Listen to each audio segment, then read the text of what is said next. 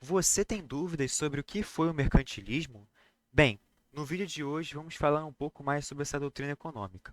Então, se você gostou do vídeo, não se esqueça de dar aquele like, se inscrever no nosso canal e ativar o sininho para não perder nenhuma notificação, pois afinal isso vai ajudar muito o meu canal a crescer, beleza? Vamos começar então, sem enrolação. A primeira coisa que a gente tem que pensar quando a gente fala de mercantilismo é o seu período histórico, que durou basicamente do século XV até o século XVIII, né? Ali mais ou menos até o início do Iluminismo, beleza? Então vamos começar a análise histórica, né, desse período a partir daí. Século XV, XVI, XVII, XVIII. Basicamente corresponderia aí aos anos de 1500, 1600. Então, o que a gente pode pensar? Qual era o contexto daquela época? Era o contexto das grandes navegações. Era o contexto no qual os países da Europa estavam tentando dominar outros países da América ou até mesmo da Ásia. Então, a gente pode pensar aqui em fatos históricos, né? O descobrimento do Brasil e tal, e a colonização do Brasil, né, no caso.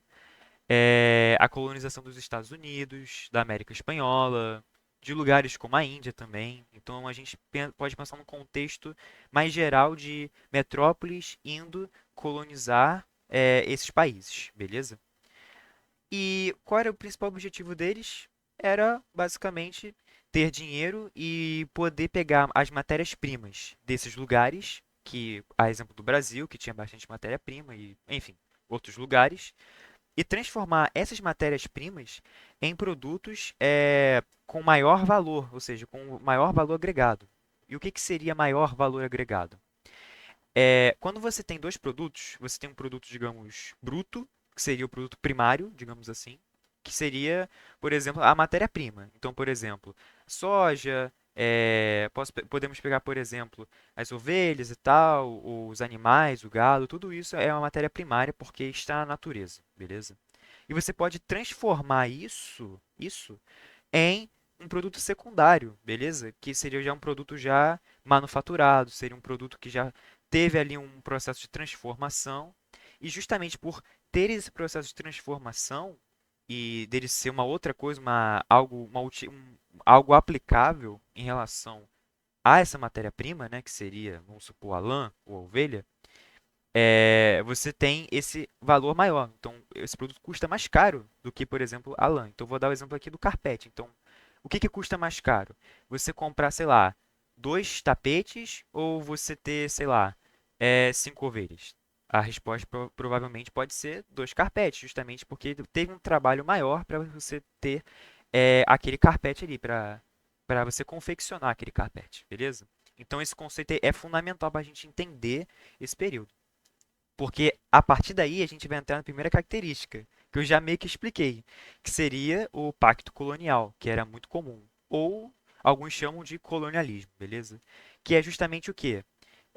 A Europa comprava produtos mais baratos das colônias, então pegava as matérias-primas das colônias, então levava para a Europa, e a Europa vendia para as colônias os produtos manufaturados, ou seja, já vendia já os produtos transformados, como tapetes, carpetes e outros, entre outros produtos.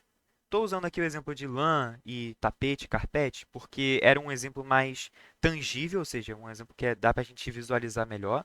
E é um exemplo que realmente aconteceu na época, principalmente com a Inglaterra, que era uma das maiores potências econômicas nesse período, beleza? Então essa é a primeira característica. Então você basicamente compra barato e vende caro para suas colônias. E assim você faz dinheiro. A segunda característica era que esse período, né, entre outras coisas, está ligado à consolidação dos estados modernos, que é basicamente a ideia de você ter um rei governando ali, de você ter soberania, da ideia de um estado, de você ter uma organização política organizada e tal, entendeu? Então, tá ligado também a essa ideia de rei e nobreza e soberania. Tem muito essa ideia, beleza? E o que esses caras queriam, entre outras coisas, era acumular metais preciosos. E aí a gente entra na segunda característica, que é o metalismo. Então, o metalismo é justamente essa capacidade de você ir lá e acumular metais preciosos. Então, ouro, prata, ferro, bronze, enfim. Principalmente ouro e prata, né? Que eram os mais valorizados. Mas essa é a ideia. Tranquilo? Então, como é que eles faziam isso? Eles faziam através de algumas políticas. Eles adotavam algumas políticas para poder ganhar mais metais ou, né, acumular mais metais, porque isso na época era sinônimo de riqueza, tranquilo? Alguns exemplos dessas políticas, né, é justamente o protecionismo, terceira característica. O que seria o protecionismo, né, Matheus? Protecionismo seria justamente a ideia de você, como o próprio nome já diz, proteger. Então, proteger, proteção, fazer uma proteção, proteger o mercado interno daquele estado. Então, vamos supor, eu sou a Inglaterra, mas eu estou concorrendo com a produção, por exemplo, de Portugal ou da Espanha, não sei, de algum outro país, beleza? Então, o que eu faço? Eu protejo o meu mercado. Como que eu protejo meu mercado? Eu ofereço estímulos aos meus mercadores, às pessoas que produzem, né, no meu país, para que elas possam exportar mais e que possam importar menos produtos de outros países. Então, a política é basicamente de você exportar mais e importar menos, entendeu? Para você justamente favorecer essa troca, beleza?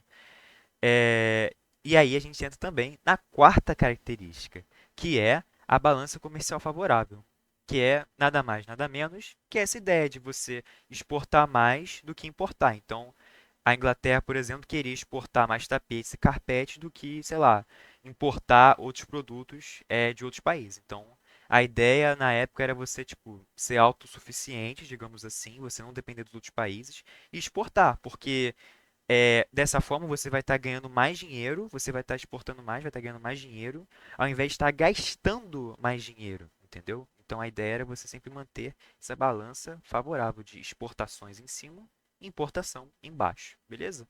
Essa ideia é mais tranquila, né? Eu acredito. E, por fim, mas não menos importante, é justamente a ideia dos subsídios. Mateus, subsídios, que também, nesse caso, estariam relacionados a incentivos fiscais. O que seriam esses subsídios? Seria nada mais, nada menos do que uma ideia de você oferecer estímulo, então você concede créditos mais baratos, ou seja, você concede empréstimos a juros baixos para os empregadores, né, para os empresários, digamos assim. E, e para que isso? Para eles poderem produzir mais e vender mais barato para o mercado interno. Então, a ideia é basicamente você dar um dinheiro para o cara, ou você reduz impostos, por exemplo, e aí já seria um incentivo fiscal. Reduz impostos para que aquele cara que está ali produzindo no seu país tenha mais estímulo para ele poder produzir e vender para o seu país. E, enfim, mundo afora também, beleza? Então, é uma ideia de basicamente você não ficar dependendo da produção dos outros, beleza? Basicamente é isso. São as ideias principais. Eu não quero me estender muito nesse vídeo. Acho que já está ficando um pouco longo, mas espero que vocês tenham gostado do vídeo, que tenha sido útil, né, de alguma forma. Não se esqueça de dar aquele joinha e se inscrever aqui no canal Olhar Global, porque aqui você vai encontrar, né, notícias e temas relacionados às relações internacionais, geopolítica, economia internacional, enfim, comércio exterior. Então, tudo que está relacionado a essa área aqui a gente vai trazer no canal, beleza? Então, beleza. É isso, valeu e é nóis!